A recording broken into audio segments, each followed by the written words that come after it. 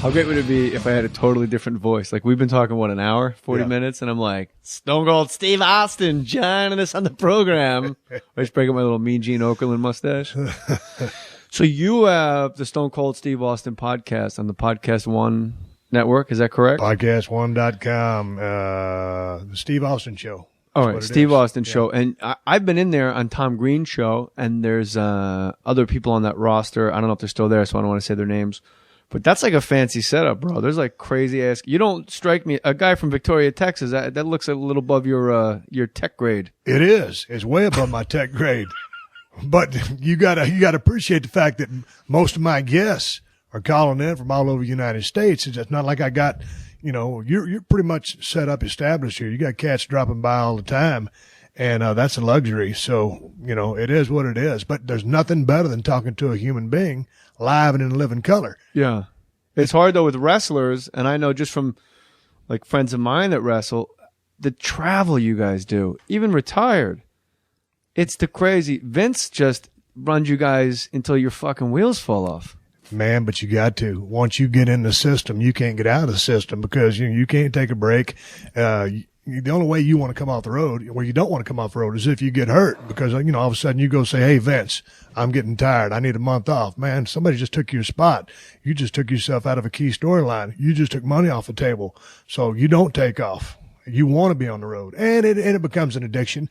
You love living on the road. It sounds like you're talking about a crack addiction. You can't get out until you get hurt, man. But it's like anything. That's your bottom, man. But it's just like you getting on the road with the stand-up. Yeah. I mean, you love being in front of that crowd. You love making the money. You love turning those people on. It's the same damn thing. There's a very close parallel between these two businesses, and you got to stay in the picture. And the WWE is weird to me in a way that it seemed like when I grew up at WWF, like Jimmy Snuka and Don Morocco, like the battle for the Intercontinental belt was always way more interesting than the championship belt. It was fucking Bob Backlund doing squat thrust, trying to set like the world record deep knee bend contest. The Guinness Book people are counting his squat thrusts. And meanwhile, you got like, is Don Morocco going to use the Asiatic spike? That's a forbidden move, man. And you and your friends looking at Pro Wrestling Illustrated like, I don't even know what it is. Like, no one knows. It's forbidden, bro. Like Greg the Hammer Valentine pile drove Jimmy Snuka on the cement floor. But like with the WWE, it's like I would watch it a lot more if there was just more wrestling, because I do really like watching wrestling. But man, cats get in the ring. I was just watching when Mark Henry, buddy of mine, was doing his like retirement, and he came in. John Cena was in the ring for like 8 minutes, and I looked at Matty Boy, and I go, man, I know TV a little bit. I don't think you can get more than 14 minutes out of a segment. Like, this shit's going to have to wrap up quick. And then just fucking pile drove Cena. I know exactly what you're talking about because I happen to be watching that episode, and I got all the stuff DVR'd, but I'm backed up on it. But that night, it was funny because I had just changed the channel, caught it. There was John Cena on the corner, window dressing. I mean, he was there for the taking. And so, man, I smelled a rat as soon as he started talking about it. I'm gonna retire, and But to Mark's credit, I mean, he really got some mileage out of that because he pulled from real emotions. I think he really thought about, having to retire, and the way those people really fired in and were supporting him, and they appreciated all the hard work that guy's turned in. So he got a little emotional, which he baited everybody in further. But I smelled a rat. I'm the veteran. I knew something was on the up, and sure enough, wham! You don't have your number one guy in the company just sitting there lollygagging around because he wants a front row view of Mark Henry about to retire. I knew there was an angle going down. But they don't tell you ahead of time that that's going down? Well, man, I'm a civilian now, man. I mean, I'm technically still with the company, but, I'm at the house. I'm in Marina Del Rey watching. It's not like I get a call on the bat phone and says, Steve and Vince, we're going to do an angle tonight. Mark Henry's going to look like he's going to retire, but he's going to beat the shit out of John Cena. So, no, I'm not involved on that end, man. Those guys are laying down a show, and I'm just watching as a fan or a Mark at the house. Mark texted me. Mark ran me. Well, let me ask you a question. How are you and Mark tight? Where do you guys go back from? On my radio show on J Mohr Sports on Fox Sports Radio, you go to jmohrsports.com. You can pick your affiliate wherever you live, listen to this podcast. We call the update anchor Dan Beyer. I just started calling him the world's strongest man, and I got Intercontinental belt for the studio. Like, he's the Intercontinental champion. He's the world's strongest man. And one day Mark Henry, just rolling around Texas, goes, who's this world's strongest man? I'm the world's strongest man. And he'd know it's just like, it's my update guy. You know, he's like 5'11", like 240, just a regular dude. And so we put him on. And then I told the update anchor, I go, bro, this is a huge get because I'm a wrestling nut. So if we get this cat on the phone, you better run some shit at him. Yeah. And so Mark Henry goes, oh, who set the world record for squat, bench pressing in 1989? Hold on a minute now. And Dan Byer goes, did you say 1989? He goes, yes, sir. And he goes, I guess we're all living in the past. I agree with you, Jay. You know what? I could go for something to eat. And so they just went at it. And then I texted Mark afterwards, like, that was great. Come on anytime. And then I called him. I wanted some swag for my son and my son's stepbrother.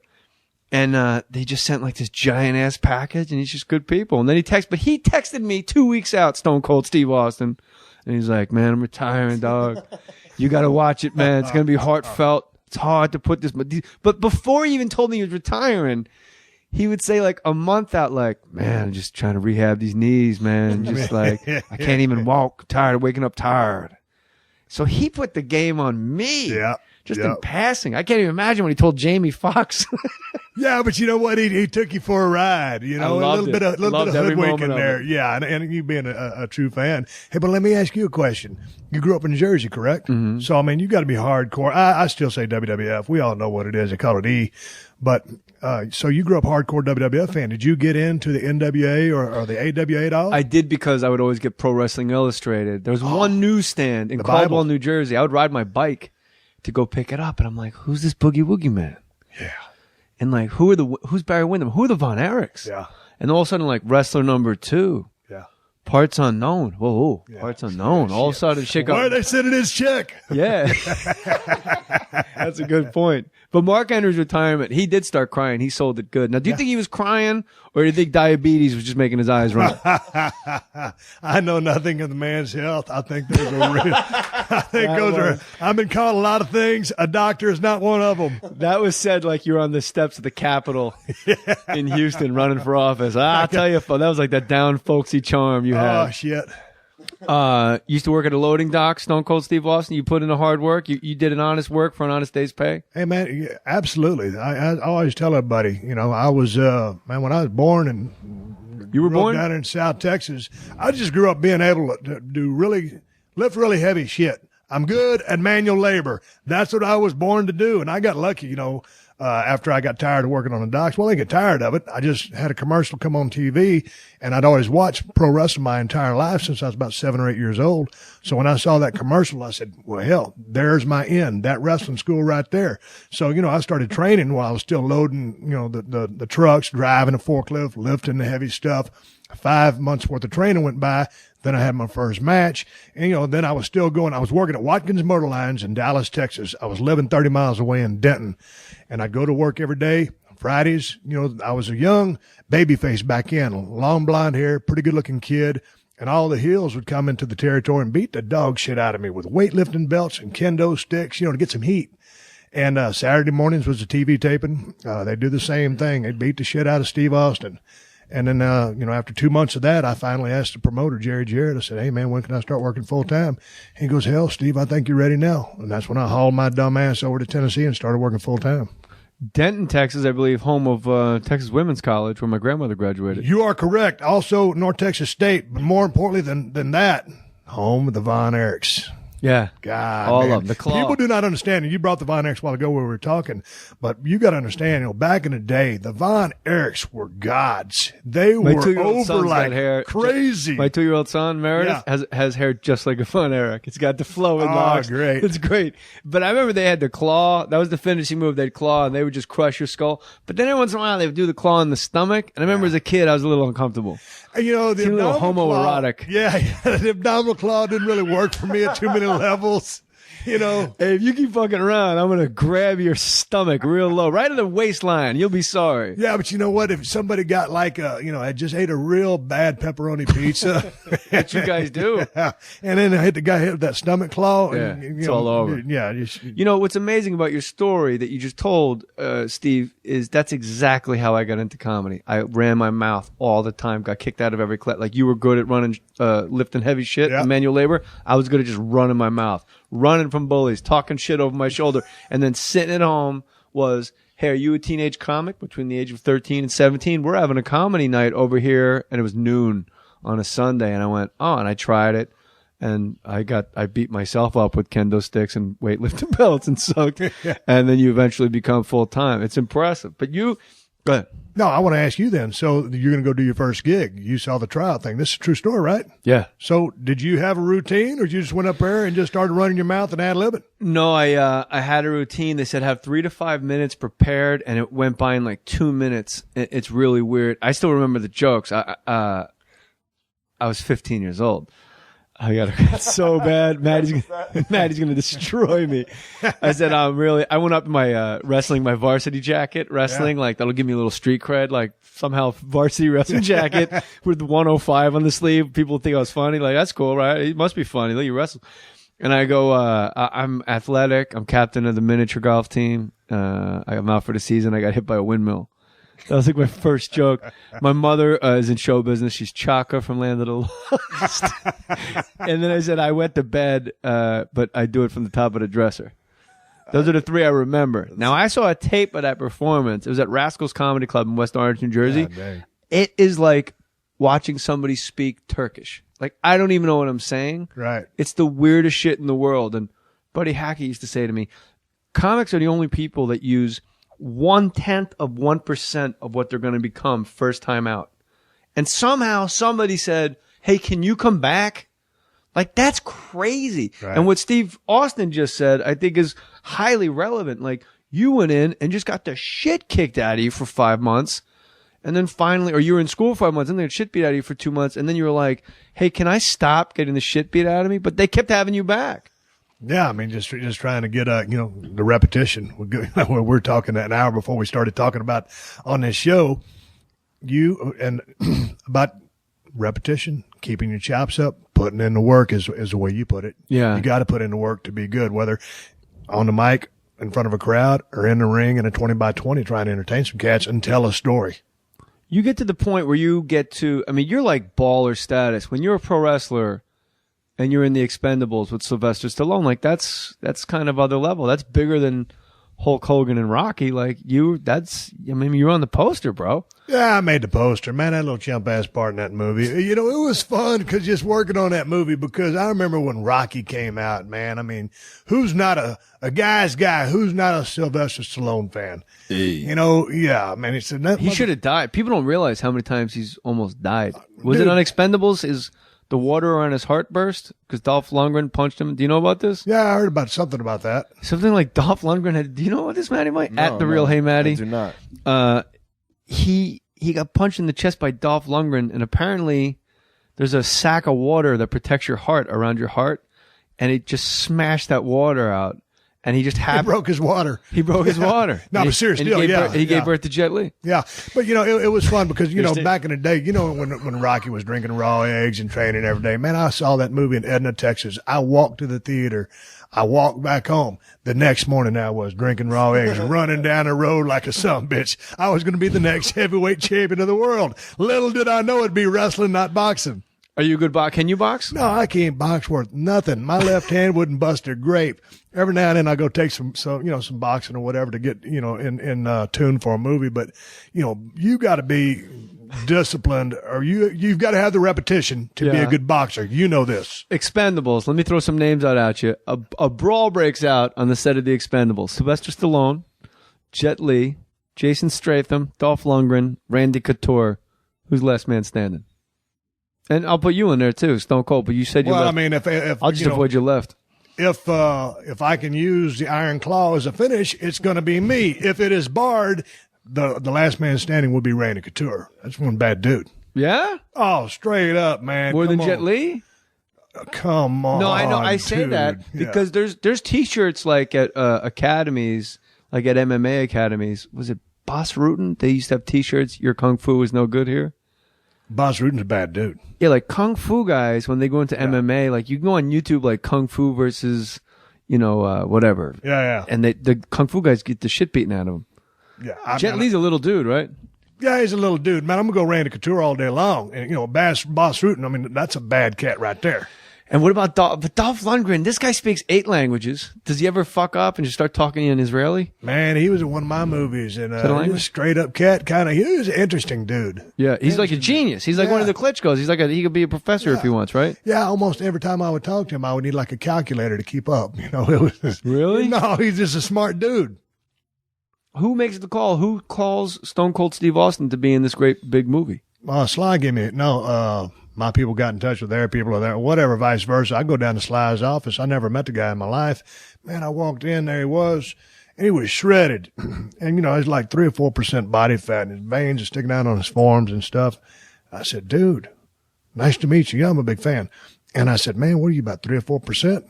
And he knows I'm talking body fat. Yeah. He's a bodybuilder. And he goes, yeah, about 4. And dude, man, we hit it off right after that. Went in and shot the shit for about 30 minutes. And, he told me about the part. And I had to read for it, do all that stuff. And, man, I was in like Flynn. I ain't never got a part I read for out here in this damn. Well, I don't read for parts. I am what I am. I like to do my damn movies on my dime. Yeah. Do my thing. But you've been in a lot. I ain't got time it ain't like I got time. Man, at doing what I did in the other business, I ain't going to sit in a line and audition. Either you got something for me or you don't. You got enough cheddar put away. I ain't going to be Laurence Olivier. Right. But you got enough cheddar put away where you got that luxury. Dude, I'm cheap, man. I'm cheap. I'm driving 96 Suburban out there, dude. I don't spend money. Look at the way I'm dressed. I look like a bum. Hey, what is this top-notch camo? But I've had this shit for 5 years. Well, if that's how you know it's top-notch, it lasts that long. Damn right. Biggest deer you ever shot? 181 class 10 point. What do you know about deer? You hunter? I have hunted. I shot a deer in Del Rio, Texas, at a Dave Roser's van, out of the passenger seat of his van, a .243 rifle with a scope. And everyone was liquored up, just cans of bud. Oh, Jesus. And they go, hey, so-and-so's on vacation. He said we could use his property and just go, pick out the deer feeders. I'm like, all right, cool. You just get a bunch of guys, like 6 beers apiece, and just my grandfather's in the car. Dave Roser was the guy up the street. And they go, you're down? I'm like, yeah, fuck yeah. Like, I definitely want to do this before I... you don't hunt in Jersey. I mean, you do. Yeah. But where I grew up was just by Giant Stadium. It's just Little League Baseball. You can't really shoot the coaches. And, man, I looked through the scope and they told me, like, you either want to hit them right in the middle of the chest, or if it's sideways, right where the neck meets the shoulder, you want to just blow them up.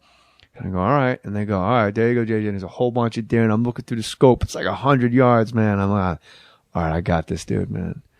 And, man, for some reason, this shot was perfect. And he just went down like a sack of rocks. Yeah. Now, this deer in the scope was a large fella. Yeah. Okay, you walked up on it, and what happened? Dave Roser goes, man, you shot Bambi's little sister. But we ate that son of a bitch. Jerky is so good. Deer jerky is awesome. But these cats knew Del Rio, Texas, right on the river. Like, you're looking at Mexico outside, your kitchen window. Like, they just stripped that fucking thing like how like guys that know how to like clean a fish on the dock real quick. Right. This thing was skinned, gone, steaks, flank, shit was in the freezer by the time I got done wiping my ass and coming back outside. Right. And they put all this crazy pepper on the jerky. It was good, man. I like some deer. Dude, they didn't make you do any kind of stupid shit like, okay, you got to take the heart from the blood. You got to take the blood from the heart and wipe it on your face. They didn't tell you that. No, shit. They didn't do any of that. Hey, get these greenhorns out there. It's the old hunter's rib. Like it's supposed to be some. Dude, don't fall for that shit. Sniff his ass. It's blood on your face. But what'd you think? When was this? I would say 90. I was doing the Jeff Foxworthy show. I had really crazy long hair. So I probably 93. But it's back in the day. I mean, because you ain't been back to Del Rio since, have you? Oh, sure, yeah. Oh, yeah. No, I mean, my grandfather passed away, but I went back. I was there twice a year. Oh, so that was his place. Well, I used to stay. He had a motor home and like a little boat house, Yeah. and he would just park on his property, and you would just sleep on. He would let you sleep in the bed. He'd sleep on the couch. He was like my best friend. Man, we used to hunt right outside of Del Rio in Comstock, and we were on a place at about 10,000 acres. We leased it, and I was out there. I had an '88 Ford F-150 and a piece of shit camper. That's what my grandfather had. Oh yeah, I swear to God. Yeah. Had well over 100,000 miles on it and a boat on the roof. And we got pulled over in Mexico. I'm sorry to interrupt you. Go ahead. We got pulled over in Mexico by 15-year-old Mexican police. They were on little mopeds blowing whistles. And I had an 8-month-old Rottweiler named Shirley. You know when there's a dog that's the Hall of Famer? Yeah. This thing was a Hall of Famer. I'd walk her through Manhattan, no leash. I'd go in a restaurant, say, wait here. That dog would just have a lean to it, you know? Right. And they're going like, 20. I know how the fuck you say 20 in Spanish, but they wanted $20 each, and then we get to go. And then American? and then I go, I hold up my hands, and I go 10, and that enraged them. And they go 20 and pero for the dog. Oh. Now this is, man, I love my dog, man. Now all of a sudden for the first, I'm not. He'll tell you, I don't embellish on this podcast. If I tell you something, it's the real deal. The motto is put your name on it. Right. I am now, and they're poking my grandfather. He just had his asshole sewn shut. He had colon cancer, beat it, sewn up. He's got a bag on him. And this is my hero. Yeah. And they're poking him. They're yelling at him like, get out of the fucking car, get out of the fucking car, Spanish. And I'm looking at their service revolvers for 38s, and there's no safety on it. I mean, there's no strap. Right. And I'm actually Thinking about it. rationally thinking, like, they ain't getting my fucking dog. Right. And I can see the border.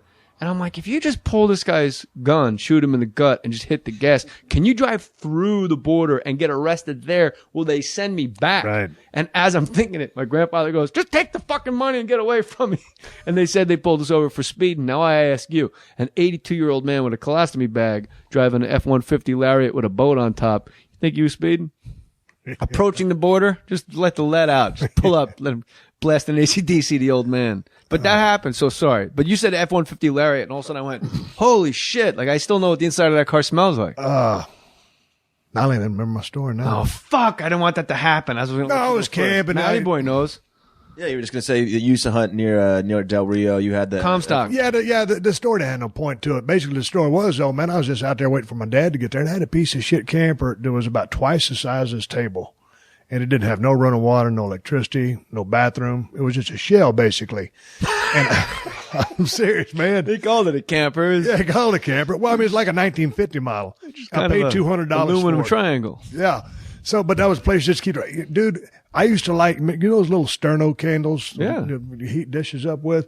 I used to light a bunch of those before I go to sleep. That's how I heated the sumbitch up. And you wake up about 3 hours later, all the candles are burned down. You freeze like a sumbitch and then light all the fresh ones back up. But anyway, so I'm out there getting blasted. I'm drinking whiskey. I got a campfire. I got, Shania Twain just came out with that album. And I was blaring. Don't impress me much. That's the album they had. I'm in your head, dude. And so I'm jamming like a sumbitch. Ain't nobody out there. My dad's going to get there the next day, and I hear some whistling in the background. I'm thinking, man, I know I'm pretty fucked up, but, I'm hearing some shit, and I don't hear very good anyway. So I turn my shit down in the truck, go back to the campfire. Man, it was two wetbacks that were crossing through. And they had an old jug of water. Dude, we're in the middle of nowhere. We're in the middle of nowhere. And I'm like, man, this shit ain't cool. Scares the shit out of you. I go, yeah, man, you just come up on a cat, when he's just chilling, getting jacked up on whiskey, man. You got to be careful. So I'm thinking, in a shell. There got to be more of these sumbitches because you never know what's going to happen. They wouldn't be whistling if it was just two. Yeah, they wanted some water. So, man, when I seen them over there, they was kind of, right out of a little bit from here to the damn car of yours in the driveway. As I'm talking, folks, about 25, 30 feet. And so, man, I turned my shit down my truck and put my pistol there in my waistband. So I let them know, shit, if some shit's going to go down, there's going to be some bad shit happening to you. I'm packing. But anyway, so I give the cats a fresh gallon of water, and one got a can of raviolis, and the other got a can of tamales. Them tamales with little wrappers on them anyway. But I woke up the next morning, I give them a shit, they walked away. I opened the cans for them. It's the neighborly thing to do. And the next morning I came to, I don't think I woke up. I came to, and the two cans was there, the old jug of water, and they'd taken my fresh one, and Hopefully they found some work, but that was back in the day. And that, where Wait, what do you mean? Like they returned it? No, they just left that they were carrying an old plastic gallon jug, and they just left that old one there and carried that fresh one. That was very nice of you, man. Hey, well, I mean, that's help a brother out. My grandfather used to complain. He used to not complain, but then it got real bad in Del Rio. They'd come across the river, and we'd come home, and you could tell people had been in the house. And I, 23 and just want to just throw punches, even if you get knocked out. You're just stupid. You're like, it's fucking bullshit. Yeah. He said, you can't argue with hunger. These people are hungry. They ain't coming over here for shits and giggles. They're hungry. They're hungry. And they see, and you would see across the river, they just would look all up and down the river. They knew when you left. They knew when you came back. And my grandfather goes, but let me tell you something. They come in here and start pissing on the mattresses. I'm going to shoot a son of a bitch in his head. My grandfather told me he'd shoot you. But then a guy in Del Rio, Texas, he was a cop, a Del Rio cop. People were in his house when he was sleeping. His wife had a baby like 4 days ago, just got home from the hospital, so they didn't think they were home because they parked in a different spot. And there's 3 guys in his house. He takes out his service revolver and he shoots one guy through the back of his head, out his eye, as he's running out of the house. That fucking guy got 12 years in jail because he shot him in the back. Well, you can't shoot a guy in the back, man. Your wife is in the bed with a baby, and people are running around in your house. I know, in the but heat dude, of the moment. And the back, because the guy was going from you, he wasn't a threat because he wasn't coming to you. How about unless that somebody was trying to whip your ass backwards? That was his only defense. Spinning back kick. Spinning back. Jet Li. Jet Li's lucky he didn't get shot in the back by now. I put Randy Couture over Jet Li. But we'd go back to let's finish this little thing up though. Yeah. Man, when you got a place down there, if you either put some water on the front porch, a couple canned goods, a couple pairs of flip-flops or tennis shoes, don't lock your shit up, because if you ain't out there, they will get in. And it is. Look, there's a horrible immigration problem in this country, but they ain't coming over to be dicks. And they do come over and they work their balls off and do shit we don't want to do. Do I think it's good? No, but they're coming like because my grandfather was my hero. He was the end all be all. Yeah. They're hungry. And if you were starving and look, you've driven through El Paso many times on the 10 freeway. All the time. I know it. Now here's the thing. You look to your right if you're driving east and you just see a shanty town. You look to your left. It's a billboard of a steak restaurant and a titty bar. So they're just sitting there looking, and it's literally the length of this garage, the freeway, and they're sitting in a fucking cardboard shack looking at a steak and shrimp dinner and just a girl with her fucking titties out, and they're like, that's America. Steaks and titties. Yeah. So who wouldn't come over? It's motivation for sure. When's the last time? I just drove through El Paso literally 10 days ago. I just came back. That drive, man. But El Paso, the drivers there are the worst drivers in the United States of America. And I just came down to PCH to get to your crib here. And there's some shitty drivers in Los Angeles, but El Paso takes the cake. Watch out for a lady driving a gold Toyota Camry because she's either putting her eyebrows or eyelashes or lips on. Watch her. She will put you in a ditch. I will. I never had a problem driving through El Paso at all. And that's windy right when you go. You know what I like about that drive the most, Stone Cold Steve Austin? What? Right when you go past the University of Texas El Paso football stadium. Football stadiums, they just make me happy, bro. That UTEP, you're like, whoa, it's just right there. And then you keep going on the 10 West, and then you pass through Tucson. You're like, oh shit, Desert Storm, Teddy Bruschi. Like, this is what's up. Right. Like, you get a couple real nice stadiums you get to drive by. I don't mind that drive at all, but I think Pennsylvania has really bad drivers. Pennsylvania. Well, you got a lot of deer over there. Deer jumping through the roads. You got to dodge them. Well, you ain't supposed to dodge anything, but I don't know. It's been so long since I drove through Pennsylvania. I remember up in that neck of the woods, Jersey, the areas you're from, they got too many of those toll booths. If there's one thing I can't stand, is pulling over to chuck a couple quarters in the toll booth bucket, and then you miss the son of a bitch, and of course, that was the last quarter you had, yeah. So you got to go scampering all over the car. Heaven forbid you got to actually stop, back up, get out, go fetch that quarter. You got people behind you about to kill you. It's rough. Well, that's an amateur move. If you're paying the tolls, you're definitely from out of town. That's why they created the Easy Pass. Everyone's got the Easy Pass, and then they got the one lane without Easy Pass. But you know what? That's the thing. Easy Pass. That was when you had some money to get that Easy Pass. That's true. What if the Mexicans coming across the border had Easy Pass? Oh, dude, you got a bad idea there. I was in a boat fishing. I never caught dick. In Del Rio.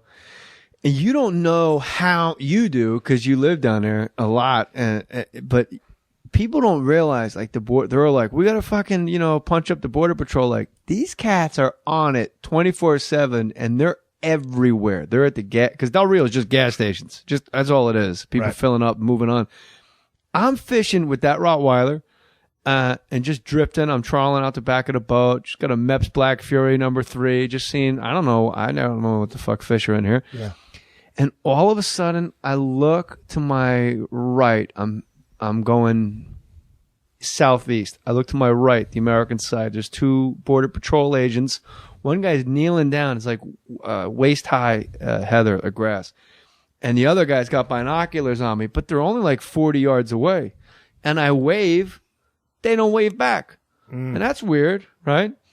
I go down. I'm still drifting down the river. I get about 100 yards. Same 2 fucking guys. The guy that was on his knee is still on his knee. Now he's got his rifle. And the other guy's got his binocular. Like they thought I was like a coyote and a bunch of dudes in the bottom of the boat. And I got a Rottweiler up on the top of the boat barking at the agents. And I'm kicking the dog in the ass going, shut up. What's the matter with you? Not now. Not now is right. And I go, I'm going to bring my boat back to my house right here. And I said, Ferguson, right here. We're going to Ferguson. And they just stone cold stone faced me. And then I was like, I'm fucking out of here. And then I just took I remember I was so freaked out.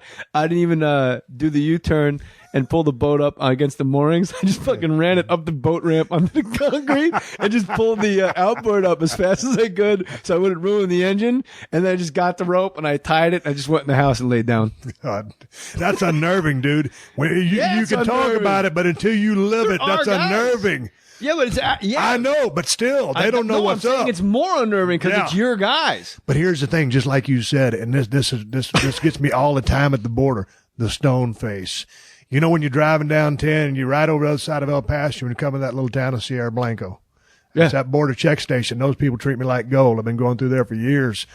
So you should be smuggling Mexicans because they never think, But check it out. Okay. This time I went down, I was in my 96 black Suburban that I just traded for. Windows all smoked out, got big wheels on it, kind of, it's like an old custom Suburban that someone would carry drugs in. Well, of course. So I'm thinking, man, the guy I got this thing from, I don't do drugs, so I ain't got shit. But, I'm wondering, since I'm driving up this thing, they're going to want to pull me over and, the traffic's backed up. My dog, my chocolate lab Hershey's in there. And here comes that German Shepherd down there with the guy walking, smelling all the wheels of the cars. And I'm thinking, man, I know there's some bitch I bought this thing from wasn't running drugs, but there's that 1% of your brain. I was listening to one of your stories about the 99% and the 1%. The 1% of mine is like, maybe this some bitch was running drugs. If I get pulled over with a kilo of some shit in this Suburban, I'm going to be a mad son bitch. But they give you that stone face because they're trained to. They got to make you feel uneasy whether you got something or not. Every time. You ever see the video? There's 2 videos I got to talk to you about. One is very important. The video of the guy at the checkpoint that wouldn't answer any of their questions because he realized it was his constitutional right. I don't have to fucking tell you where I'm going because there's one past El Paso. I think it's further out towards California, but it's still in Texas. But it's a good 18 miles from the border on the 10. Mm-hmm. And that cat pulled through it. And it's like you said, going back and forth every day. And one day he filmed it on his iPhone. And they're like, are you a U.S. citizen? He goes, I don't have to answer that. And they're like, these guys, like you stone-faced guys, that's not wrong answer. Yeah. Like, why don't you pull over right here? And he goes, nah, it's okay. But they have no right. This guy's an American citizen. He's not breaking any laws. He pulled up to the check stop. I got to go home. And they just kept going, are you an American citizen? You never heard about this story? No. It's pretty cool. And he goes, you have no right to stop me. And they go, are you an American citizen? He goes, if I am, that's none of your business.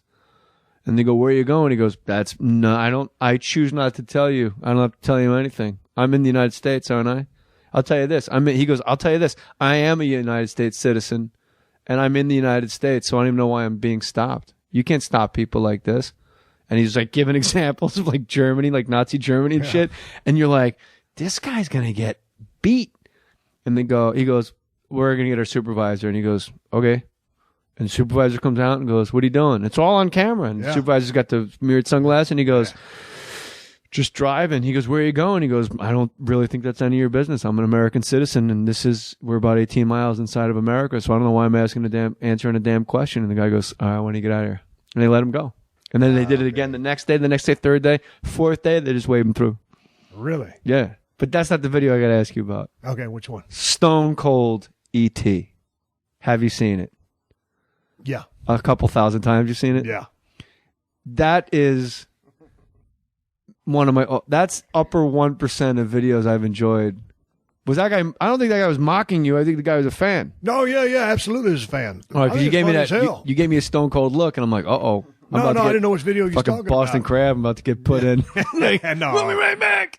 Yeah. Don't forget to go to jmohr.com, click the Amazon banner, and buy something on the Amazon banner, and I will read your email. You can email me at jmohr.com too, and you can buy something. You save some money, save some time. Instead of going to Amazon, go to jmohr.com, click the Amazon banner. And Stone Cold, you were asking me a lot about stand-up. August 3rd, I'll be with Adam Carolla at the Wiltern Theater. I don't know if this will be out by then, but check this out, Milwaukee. August 16th, I'm at the Pabst Theater. August 17th, Detroit. Where you at? I'm at the Royal Oak Theater. And then September 19th, talk about the 10 Freeway. Phoenix, baby. Stand Up Live. September 19th at Stand Up Live in Phoenix. Come see your man because Stone Cold said so. So 316, this ET guy, have you been in contact with this guy? We're going to put it up on Mohr Stories Balls, our video content site. Just go to YouTube/Mohr Stories Balls, one word. It's just, explain it to people. Well, shit, man, there's a guy pulling through.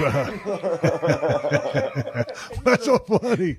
Because it's like, I'm like, explain it. It's a fucking guy in an ET mask doing a Stone Cold Steve Austin voice. What do you want me to explain?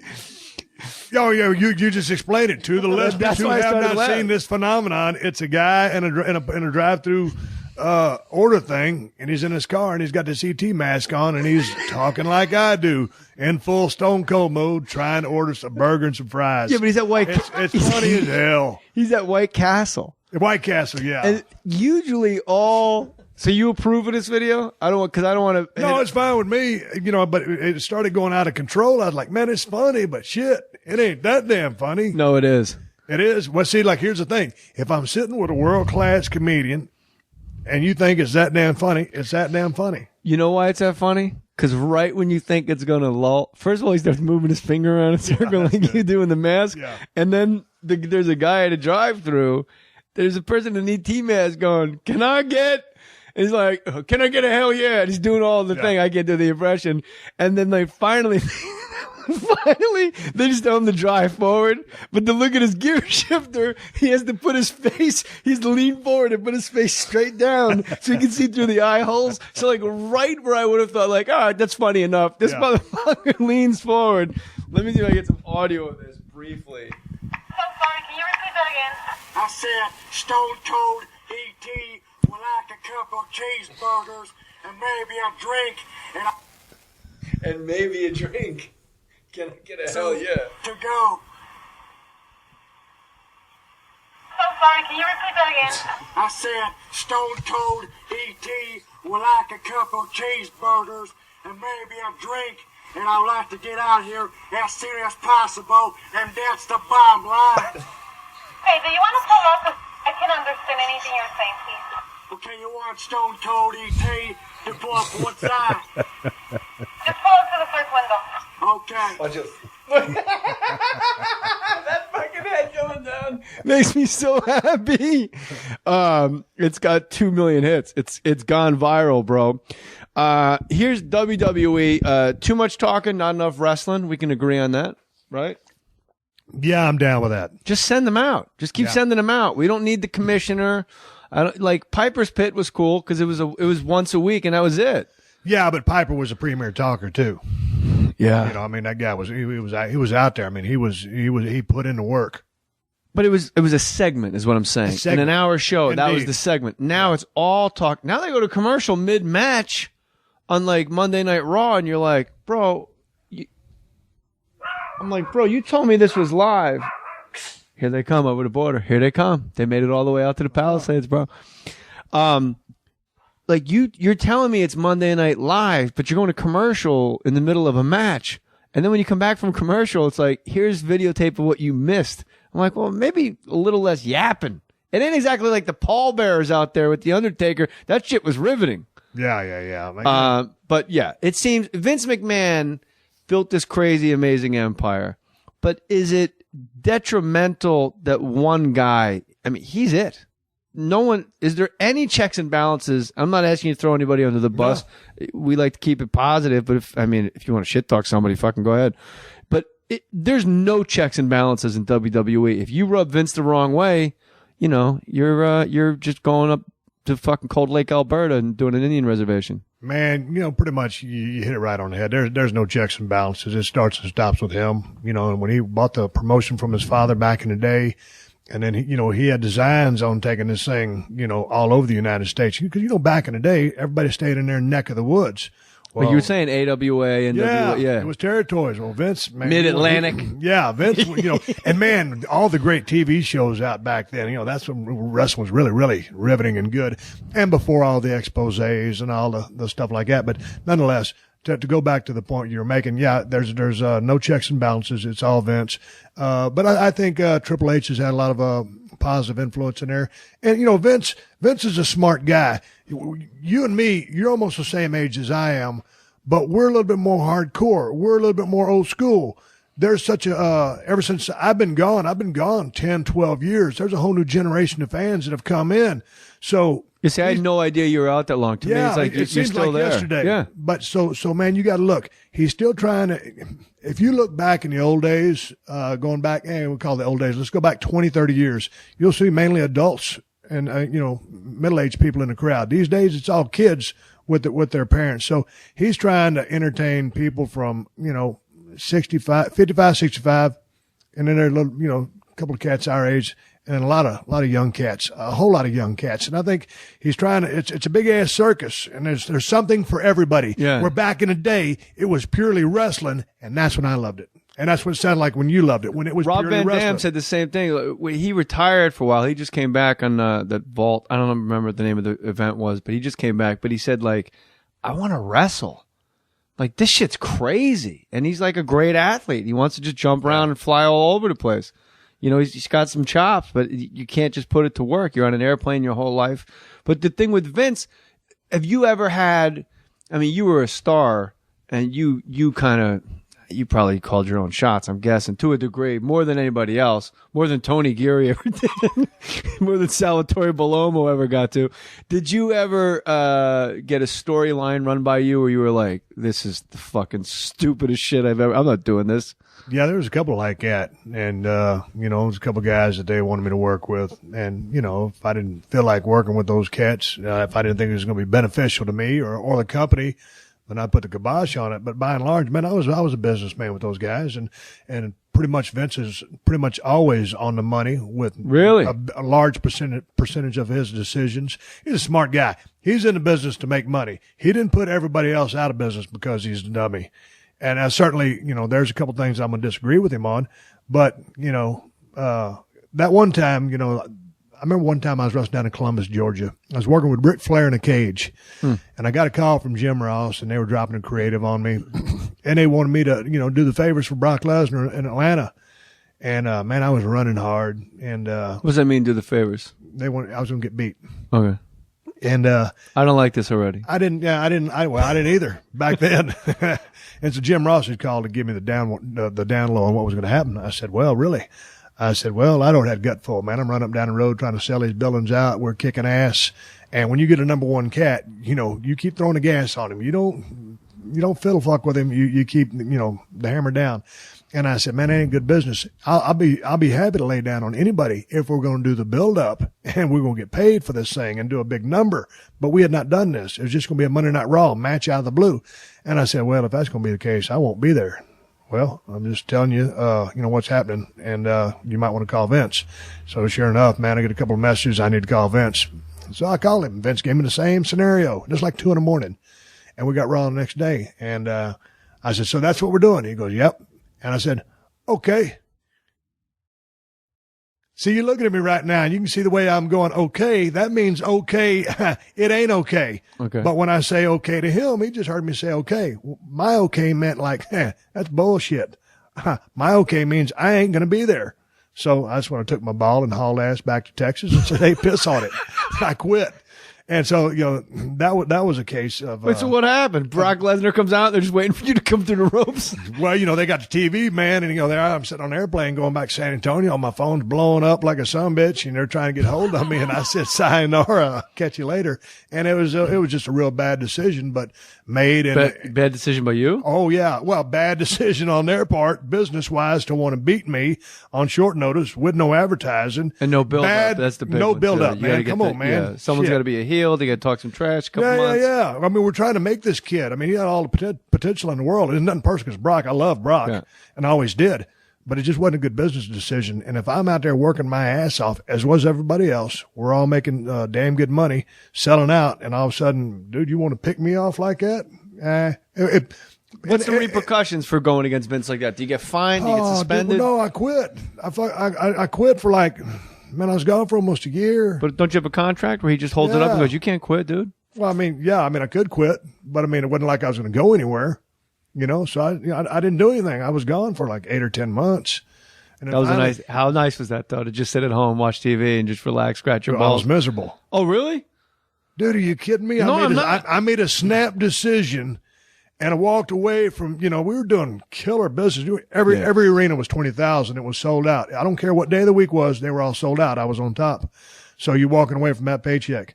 You ain't got nothing coming in the mailbox. They stop paying you. You still have bills. I'm watching the show. They do a smear campaign. Now they've got to just trash me and say, I took my ball and went home. And that was their whole spin. Because you were afraid of Brock Lesnar. Oh, no, they just said that I took my ball and went home after, everything was going good. See, I'm already writing for WWE. Like, this is what we say. We say he was afraid. He chickened out. But, so, man, it was bad. I was miserable, dude, watching all my buddies go up and down the road and keep doing Monday Night Raw. And I was leading the charge, and I took my shit and went home. I'll never forget, I went out to check the mail one day. I wasn't looking for a paycheck because they weren't coming. And there was a little card in the mail. Chugg's magazine instead. Yeah. I needed to go dump one in the sink. I needed to do something to get rid of the frustration. Sure.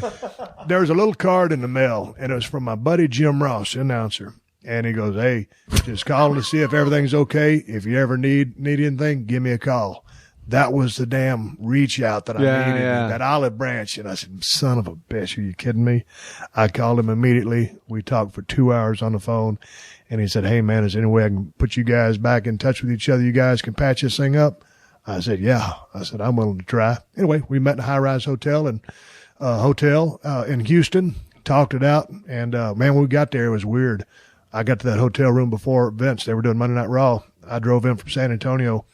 And we was about, 25 stories up. And it's a big ass, luxury condo. And what town is this? In Houston. Okay. And I love Houston, dude. 25 stories up. And I'm thinking, man, I started to look around. And, it's not like a hotel. It's just a big ass, I don't know what it was, apartment. And I'm thinking, man, is this a hit or something? Yeah, it's how Pesci went out in Goodfellas. Here comes Vince. Vince comes in. He's got a key. And it's just the two of us. And about a 2,000 square foot 25 stories up room. And I'm thinking, man, one of us motherfuckers is going to fly in through that plate glass window. I know it. Because if we couldn't bury the hatchet, something's going to go down. Right. Long story short, we shook hands, had a conversation, and had a come to Jesus meeting. Everything was cool. We patched things up and went down the road. But I swear to God, I thought somebody was you could either take the stairs or you could take the window. Yeah. It seems like Vince is like the Lorne Michaels of wrestling. Like he controls the whole show and you have no regrets. Like people want to paint Vince as like this uber villain that could ruin your life. And Lorne Michaels, people will talk shit about him. But my whole philosophy is he's the guy that picked me. He could have picked 1,000 comics. And for some reason that year he goes, I like the J. Moore boy. He entertains me. So I got, that was great. Right. I wouldn't have been there if it wasn't for Lorne. And you wouldn't, But didn't you have a disagreement with that guy? No, you can never see the guy. He's like Bruce Wayne. Lorne? Yeah. No, Lorne is like Sun Tzu, Art of War. Like if you try to even get a meeting with him, there's like 8 literally, I'm not exaggerating. I don't want to exaggerate this at all. There's probably 6 secretaries, like layers of defense to get to his office. And one goes, just sit here. And she goes, all right, now go talk to, Marcy. And then you go down another secretary and you sit there. So like an hour goes by and you're just getting a little closer to the door. And then the closer you get to the door, you're just sitting there and there's a big board of all the sketches that are on the show right outside his door, but his door's closed, but no one's in there. So you don't even know why you're sitting. And then as you sit there, like, you know, you got this list of demands. I had it written down on paper. If I'm going to stick around, this has to change. This can't get cut. This character has to come back. And then after about an hour and 10 minutes, you're like, you know, I'm just happy to be here, bro. And he invited me into it. He opened the door. No, a girl said, you can go in now. But the door is closed. So now do I knock? Like it's the craziest art of war shit in the world. I open the door. It opens in. But there's a carpet on the floor that the door doesn't clear. The door opens about shoulder width, not even, a little less than shoulder width, like half shoulder width, and then it hits that weird carpet. Now, I've been in this office 30 times. It's my second season. That shit never happened. This motherfucker probably moved the carpet close to the door. Like every step just takes you out of your game. I got down on my knees and I rolled the carpet like a cigar away from the door. I go walk into and he's behind his desk. He goes, come on in, JJ, come on in. And I'm on my hands and knees rolling the carpet up, and I got to estimate how far away from the door the half circle is that the door can swing. And then I close the door, and then I roll the carpet back out flat, and I smooth it. None of this is very masculine. Yeah. I'm a fucking French maid. I should just have a butt plug in and a ball gag, and I'm just smoothing it. I stand up. He's fucking standing up, leaning on a chair, looking right at, like he's a foot from me, like, hey, like a horror movie. And he goes, you wanted to see me? I'm like, nah, I was just passing through. I don't know. like all those demands, gone. How old was he at this time? 23. Was a kid, man. No, him. How old is him? 50, in his 50s. Okay. So, but you know, the guy had like Belushi, Bill Murray, Eddie Murphy. What the fuck? He didn't give a shit about me. Like, why did Good Morning Brooklyn get cut? Like, who cares?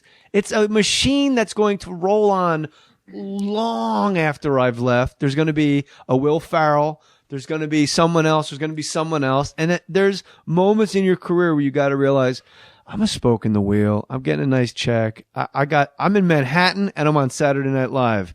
That's the Playboy Mansion of Manhattan. Yeah. I mean, without like, you know, chicks and skanks and shit. But as far as like shit that people think about, like it was cool. But dude, it's just like you said, man, I've said many times, you know, you're a gear in the system. You know, someone's finally going to pull you out of machinery, toss you in a little bin over there and replace you with another gear, and a machine will keep moving, and that's the way it is. But what kind of power trip was Lauren on, man? Was he like, you know, intimidating? Was he, but just because he had all the power, but unassuming? It's very unassuming, and I don't know if it's a power trip. I don't know if he really ever. The fact that he was the power, though, was the trip. He's Vince McMahon. Yeah. There's no, you know, there's a head writer, but it's just this, and he lives out in the Hamptons. You know, he's out in Montauk, and he comes in a couple nights a week when they have the meeting with the host, and he sits behind his desk, and every once in a while, 2 times you'd give me like a little pep talk, and I was like, whoa, like I've made it. And then you're not in any sketches for 3 weeks, and you go, give me an example of his pep talk. All right, that meeting, and I had my list, and I told him I'm all set. He goes, well, you seem to have a list of some sort in your hands. Why don't you have a seat, and let's just talk it over. And I sit in the couch, and it's one of those weird couches where your butt's way too low and you're like a kid. But he didn't sit down. He stayed standing up. And I'm just looking straight up at him. Like, it's this weird art of war shit, right? And I go, I named like 3 things. I go, these are sketches that I think, I don't think they should have been cut. Like, they're really funny. I'm a comic and I know it's funny for me. And he just interrupts me. I would say, I don't want to exaggerate, 60 seconds, not even 30 seconds in, he goes, Jay, you're the future of the show moving forward. We all know that. Just hang in there, hang tight, keep writing. Okay? That's it. It's over. Lauren Michaels told me I'm the future of the show. Man, I flew home. My feet never touched the ground. Right. and I slept. As David Lee Roth said, when you sleep, just your heels and your elbows are touching the mattress. The rest of you just floating, like levitating a little bit. That wasn't in shit for the next month, but I didn't care because he gave me. It's like when a general manager goes, "No, he's our coach." You know that coach is fired. Yeah, but that's the thing that Vince is famous for, man. Guys would go in there, man. You're my guy. Yeah, I mean, it's a similar deal. Just tired of being on the road, tired of not getting pushed enough, tired of not being in the right angle with the right guy, tired of not making enough money, tired of everything. Tired of being tired. Tired of being tired. Going in there to see Vince. All of a sudden, Vince spins that summit in a 180, dosey-dos back on a 420, another 360. Summit walks out of the damn room, just like you said, big ass smile on your face, and then you realize 50 yards after you get out. Now you don't realize as soon as you step out, but it's 50 yards later. It's like, shit, that's man, I'm right back where I started from. I didn't get anything accomplished while I was in there talking to him. I'm late for my flight to the Saddle Dome. Yeah, that dude can go in there and I'm on at 3 p.m. in Calgary. That dude was so suave and slick. You know, he's third generation promoter, you know. And so he played him Jedi mind tricks with a cat. And it's interesting to hear the Lorne Michaels stuff for me. What's your favorite town? Was there a town that you loved going to? Chicago. Yeah? Dude. That wouldn't have been on my list of 30 towns that I would have thought would have embraced the Stone Cold. Rosemount Horizon, the greatest building to work in because of the acoustics and the rowdy crowd. The Chicago, the Rosemount Horizon, they've since renamed it. But is it the United Center, like where the Bulls play? Yeah, whatever it is. Right, that's a new building, right? Yeah. Anyway, yes. But anybody who knows wrestling knows that building. That's where I fought Brett in WrestleMania 13. That building, because of the acoustics, that wood ceiling, the way the sound bounces off of it, the rowdy fans. Now you talk about Madison Square Garden, you talk about a magic building. You talk about the Sportatorium back in the day in Dallas, Texas. Those are magical buildings. But for just pure rowdy fans, wrestling fans, Chicago. It seems like it was cooler when you could smoke. Like when you I went to Jimmy Snuka Don Morocco Steel Cage, Sergeant Slaughter versus Ivan Putski. In Madison Square Garden. I was 12. One of my mom's friends took me, like somebody I didn't really know that well, but I was like a fanatic. My mom's like, I'm not going to Manhattan. It's crazy. People get stabbed in Manhattan. You take them. But like something about the fact that when you could be in Madison Square Garden and everyone's just smoking cigars and cigarettes, just that haze. When you see old boxing footage, you go, maybe we should be allowed to smoke at Laker games. It's pretty cool. Well, that's why, kind of smoke. Maddie's into that. But that's why they smoke those buildings up now to, the atmosphere. One of the coolest moments in my life when the big sea change also, whoever's brainchild this was when everyone has a sign. Some of the signs just say me with an arrow pointing to the guy. 316 was like, that was the sign explosion, 316 for you. And the NWO shit and all that. And I remember once we were at Madison Square Garden, Opie and Anthony, the whole crew went, and those are my guys, right? And we just had a good time. Like, nobody's like fucked up. Like, just a really steady, like, they got to work in the morning. And I look across, and it's on TV. Yeah. And I look across the ring, and someone's holding a sign that listens to Opie and Anthony. Says, Jay Mohr, Gotham Comedy Club, June 6th to 9th. And I'm like, that is the craziest shit ever. Like, that was the craziest thing I had ever seen in my life. I saw a sign. It was a while back. I can't remember how long ago it was, but it was the worst sign I'd ever seen in the history of the business. And you see some great ones and you see some turds. This one was an Austin sign. It just said nothing but Austin. But they put the T in front of the S instead of the S in front of the T. It said Autzen. It's like, how can you misspell my last name? What kind of support system is that? But you played a heel a lot. Can you ever go out and make fun of somebody's sign or take a sign? Are you guys giving ground rules like, don't go near these people? No, man. Back in the day when you can jack with them a little bit, you tear their shit up, grab a sign out of hand, rip it to shreds. You can do almost anything. Stone Cold Steve Austin has a podcast. It's called The Steve Austin Show. Steve Austin Show. Super easy. And that's in the sports and entertainment department. You're not in the comedy department, so you got to go over to the sports and entertainment department. Is it called? It's sports and entertainment. Yeah, sports and recreation department. Steve Austin Show, sports and recreation. And you like doing this. I did. Talking to you is easy like Sunday morning. I could do it all the time. Well, and I can't wait to come on yours. I want you to come on because basically we're just going to But I want to go to Marina Del Rey. I don't want to go to fucking Hollywood. No, come to my house. Oh, yeah. Yeah, dude, nice. We'll keep it low on the down low. But I was looking forward to talking to you, man. The thing about me doing my show, I'm a little bit green to this business. I think I got maybe 30 shows under my belt. What do you got now? About $170? Yeah, right there, actually. Exactly. Yeah. So, and I've been listening to a bunch of your shows, and you're badass. And I'm like, man, I got to meet this cat because I've been watching your stand-up for years. Hook and you you're up. funnier and shit. Thank you, brother. So Any tech stuff, Matty Boy's got your back. You guys will exchange numbers.